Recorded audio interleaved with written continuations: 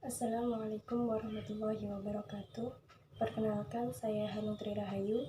Dalam video kali ini saya akan mereview sebuah buku guna memenuhi tugas mata kuliah Hukum Perlindungan Konsumen yang diampu oleh Bapak Yusuf Wibisono. Pada kesempatan kali ini saya akan mereview buku yang berjudul Hukum Perlindungan Konsumen karya Zulham SHIM Hum. Buku ini diterbitkan oleh penerbit Prenada Media di tahun 2013 di Jakarta dengan jumlah halaman sebanyak 356 halaman. Kemudian masuk pada kelebihan dan kekurangan isi buku. Untuk kelebihannya, buku ini ditulis sesuai dengan silabus mata kuliah Hukum Perlindungan Konsumen di perguruan tinggi, sehingga materi di dalamnya cukup lengkap. Kemudian, selain berisi pembahasan mengenai perlindungan konsumen, dalam lampiran buku ini juga terdapat penjelasan undang-undang dan peraturan yang berkaitan dengan hukum perlindungan konsumen. Selain itu, pada setiap bab dilengkapi dengan rangkuman dan soal-soal diskusi. Kemudian, untuk kekurangannya sendiri, buku ini lumayan tebal sehingga cukup sulit untuk dibawa kemana-mana. Dan dalam penjelasan mengenai undang-undang dan peraturan terkait hukum perlindungan konsumen, menurut saya terlalu banyak sehingga memakan tempat hampir setengah isi buku. Kemudian masuk pada isi buku ini. Buku ini terdiri dari 9 bab, yaitu bab 1 pendahuluan, bab 2 membahas konsumen dan hukum perlindungan konsumen, bab 3 sejarah perlindungan konsumen, bab 4 hak dan kewajiban konsumen, bab 5 klausula baku, bab 6 prinsip-prinsip perlindungan konsumen, bab 7 sertifikasi halal, bab 8 badan dan lembaga perlindungan konsumen, dan bab 9 terakhir yaitu penutup. Pada bagian pendahuluan menjelaskan hubungan antara produsen dan konsumen serta prinsip atau konsep perlindungan konsumen secara umum dan dalam Islam. Pada bagian ini, penulis menekankan betapa pentingnya perlindungan konsumen dalam kegiatan ekonomi yang berjalan di masyarakat. Kemudian pada bab 2 berisi definisi konsumen menurut beberapa ahli dan hukum perlindungan konsumen. Menurut Undang-Undang Nomor 8 Tahun 1999 tentang Perlindungan Konsumen, konsumen merupakan setiap orang yang memakai barang dan jasa yang tersedia dalam masyarakat, baik bagi kepentingan diri sendiri, keluarga, orang lain maupun makhluk hidup lain, dan tidak diperdagangkan. Konsumen dibedakan menjadi 3 batasan, yaitu konsumen komersial, konsumen antara, dan konsumen akhir. Mengenai hukum perlindungan konsumen, perlindungan konsumen merupakan segala upaya yang menjamin adanya kepastian hukum untuk memberi perlindungan kepada konsumen. Cakupan perlindungan konsumen terdiri dari perlindungan konsumen barang dan syarat-syarat. Pada bagian ini dijelaskan mengenai konsep perlindungan konsumen dalam Islam dan secara umum. Pada bab 3 menjelaskan mengenai sejarah hukum perlindungan konsumen di Barat, di Indonesia, dan dalam Islam. Di Barat sendiri ditandai dengan adanya gerakan perlindungan konsumen yang dipelopori oleh Amerika sekitar abad 19. Kemudian terbentuk Liga Konsumen di New York tahun 1891 dan perkembangannya dibagi menjadi 3 era. Di Indonesia sendiri, perlindungan konsumen mulai dikenal pada sekitar tahun 1970-an dengan berdirinya lembaga swadaya masyarakat yaitu Yayasan Lembaga Konsumen Indonesia pada tahun 1973. Kemudian tahun 1999 terbentuklah Undang-Undang Perlindungan Konsumen. Pada bagian ini disebutkan beberapa peraturan mengenai hukum perlindungan konsumen di Indonesia. Sejarah dan prinsip-prinsip perlindungan konsumen dalam Islam dapat dilihat berdasarkan praktik perdagangan yang dilakukan oleh Rasulullah SAW yang menerapkan prinsip kejujuran dan keadilan, serta penghapusan prinsip ekonomi yang tidak adil dan zalim. Kemudian masuk bab 4 mengenai hak dan kewajiban konsumen, perspektif internasional, Undang-Undang Perlindungan Konsumen dan dalam Islam. Dalam hukum internasional dijelaskan beberapa pendapat ahli mengenai hak-hak konsumen yang harus dilindungi. Di antaranya hak memperoleh keamanan, hak memilih, hak mendapatkan informasi, hak didengar, dan hak ganti rugi. Kemudian dijelaskan dalam UPK mengenai hak dan kewajiban konsumen dan pelaku usaha, di antaranya hak konsumen dalam pasal 4 UPK, kewajiban konsumen pasal 5 UPK, hak pelaku usaha pasal 6 UPK, kewajiban pelaku usaha pasal 7 UPK, dan perbuatan yang dilarang bagi pelaku usaha di pasal 8-17 UPK. Dalam Islam sendiri tidak disebutkan secara jelas mengenai perlindungan konsumen.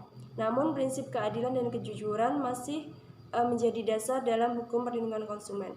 Beberapa pengaturan hak-hak konsumen dalam Islam yaitu khiyar majelis, khiyar syarat, khiyar albi, dan lain sebagainya. Pada bab 5 mengenai klausula baku, penulis membagi menjadi 3 pembahasan yaitu definisi klausula baku, aspek kontrak bisnis dalam klausula baku, dan pengaturan pencantuman klausula baku. Klausula baku sendiri merupakan setiap aturan atau ketentuan serta syarat yang telah ditetapkan terlebih dahulu secara sepihak oleh pelaku usaha yang dituangkan dalam perjanjian dan harus ditaati oleh konsumen. Dijelaskan bahwa undang-undang memberikan kebebasan memuat kontrak selama unsur-unsur perjanjian terpenuhi. Kemudian dipaparkan pula ketentuan pencantuman klausula baku berdasarkan pasal 18 UU PK. Pengaturan pencantuman klausula baku dimaksudkan untuk menciptakan keseimbangan agar kepentingan semua pihak terpenuhi. Kemudian masuk pada bab 6 mengenai prinsip-prinsip perlindungan konsumen, dibagi menjadi 3 pembahasan yaitu prinsip tanggung jawab berdasarkan kelalaian atau kesalahan, prinsip tanggung jawab berdasarkan hubungan prestasi, dan prinsip tanggung jawab mutlak. Tanggung jawab berdasarkan kelalaian atau kesalahan merupakan prinsip tanggung jawab yang bersifat subjektif, yaitu tanggung jawab yang ditentukan oleh perilaku produsen. Tanggung jawab ini dibedakan menjadi 4 macam. Kemudian tanggung jawab berdasarkan hubungan prestasi yang dibagi menjadi 2 macam, yaitu tanggung jawab berdasarkan jaminan produk yang tertulis dan tanggung jawab berdasarkan jaminan produk yang tidak tertulis. Kemudian mengenai tanggung jawab mutlak merupakan tanggung jawab yang didasarkan pada alasan konsumen tidak dapat berbuat banyak untuk melindungi dari risiko kerugian yang disebabkan oleh produk cacat, sehingga produsen dibebaskan dari tanggung jawab kerugian yang dialami oleh konsumen. Selanjutnya masuk pada bab 7 mengenai sertifikasi halal. Di bab ini dipaparkan mengenai apa itu produk halal, sertifikasi halal, dan pengawasan penggunaan sertifikat halal. Dalam materi produk halal dijelaskan mengenai kehalalan produk makanan dan minuman berdasarkan prinsip Islam serta syarat-syaratnya, beserta yang termasuk produk haram. Produk makanan halal merupakan pangan yang tidak mengandung unsur atau bahan-bahan yang diharamkan dalam Islam atau yang dilarang dalam Islam. Kemudian pengaturan produk halal berkaitan dengan sertifikasi halal dan labelisasi. Mengenai sertifikasi halal merupakan fatwa tertulis Majelis Ulama Indonesia yang menyatakan kehalalan suatu produk sesuai syariat Islam melalui pemeriksaan yang terperinci oleh LP POM MUI. Sedangkan labelisasi halal merupakan perizinan pemasangan kata halal pada kemasan produk perusahaan oleh Badan POM. Pada bagian ini juga dijelaskan tata cara pengajuan sertifikasi halal serta proses pemeriksaan sampai terbitnya sertifikat halal oleh MUI.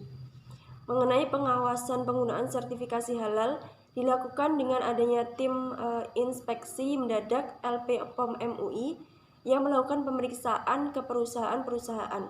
Pada bagian ini dijelaskan pula bentuk-bentuk pengawasan pemerintah dan masyarakat terhadap penggunaan sertifikasi halal di masyarakat. Kemudian masuk pada bab 8 mengenai badan dan lembaga perlindungan konsumen.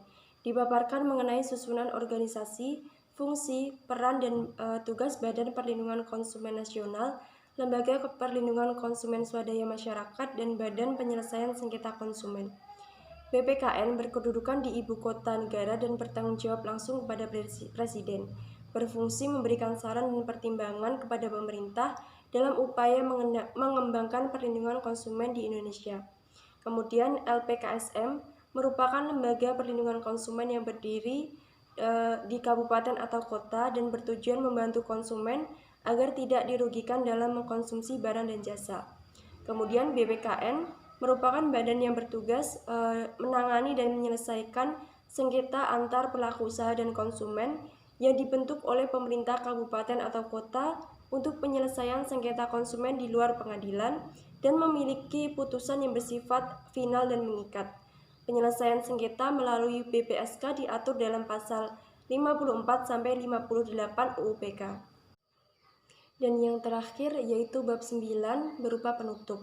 Kemudian pada bagian akhir atau lampiran buku ini dipaparkan mengenai peraturan-peraturan dalam perlindungan konsumen di Indonesia, yaitu Undang-Undang Nomor 8 Tahun 1999 tentang Perlindungan Konsumen serta penjelasannya, Undang-Undang Nomor 7 Tahun 1996 tentang Pangan dan penjelasannya, Peraturan Pemerintah Nomor 69 Tahun 1999 tentang label dan iklan pangan, kemudian PP Nomor 58 Tahun 2001 tentang pembinaan dan pengawasan penyelenggaraan perlindungan konsumen, dan yang terakhir Peraturan Pemerintah Nomor 59 Tahun 2001 tentang LPKSM. Adanya penjelasan undang-undang ini memudahkan pembaca untuk mencari dasar hukum dari perlindungan konsumen saat pembelajaran. Mungkin itu tadi sedikit review buku Hukum Perlindungan Konsumen karya Zulham yang dapat saya sampaikan. Apabila terdapat banyak kesalahan dalam review buku yang saya sampaikan, saya mohon maaf yang sebesar-besarnya. Semoga video ini dapat bermanfaat. Wassalamualaikum warahmatullahi wabarakatuh.